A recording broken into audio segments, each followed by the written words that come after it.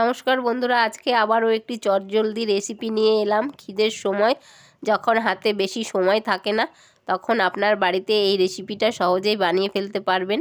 আজকে রেসিপিটা আমার বড় মেয়ে করেছিল। ঘরে থাকা কিছু আলু, পেঁয়াজ, রসুন, ডিম দিয়ে আজকে রেসিপিটা করব। আলু, পেঁয়াজ, রসুন, আদা, কাঁচা লঙ্কাগুলোকে কেটে নিচ্ছি। এবার একটা পাত্রে পেঁয়াজ কুচি, লঙ্কা কুচি, সামান্য নুন, হলুদ দিয়ে মেখে তার মধ্যে ডিম দিয়ে ভালো করে মিশিয়ে নিতে হবে। এরপর কড়াইয়ে তেল গরম করে ডিমটাকে ভেজে নিচ্ছি।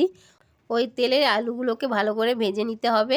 কড়াইয়ে তেল আবারও দিয়ে দিলাম, ফোড়নে দিয়ে দিলাম তেজপাতা, শুকনো লঙ্কা, কুচি করে কেটে রাখা পেঁয়াজগুলো দিয়ে ভালো করে ভেজে নিচ্ছি।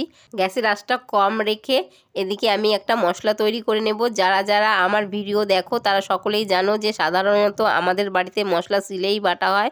কথা বলতে বলতে এদিকে আমার মশলাটা বাটা রেডি। দেখতেই পাচ্ছ আদা, রসুন, লঙ্কা ও গোটা জিরে পেস্ট করে নেওয়া হয়ে গেছে এখানে। এবার কড়াইয়ে মশলাটা দিয়ে ভালো করে কষিয়ে নেব। সাথে ভেজে রাখা আলুটা দিয়ে আবারও ভালো মতন নেড়ে চেড়ে নেব। তেল ছেড়ে এলে ঝোলের জলটা দিয়ে দিচ্ছি। আগে থেকে কেটে রাখা টমেটোগুলো দিয়ে 5 মিনিট ফুটিয়ে নিচ্ছি। আর আমি ডিমগুলো তারপর দিয়ে দিলাম। নামানোর আগে গরম মশলা ও ধনেপাতা দিয়ে দিলেই আমার আজকের রেসিপিটা রেডি হয়ে যাবে। তো কেমন লাগলো আজকের ভিডিওটা? দেখা হচ্ছে নতুন ভিডিওর সাথে। ততক্ষণের জন্য টাটা।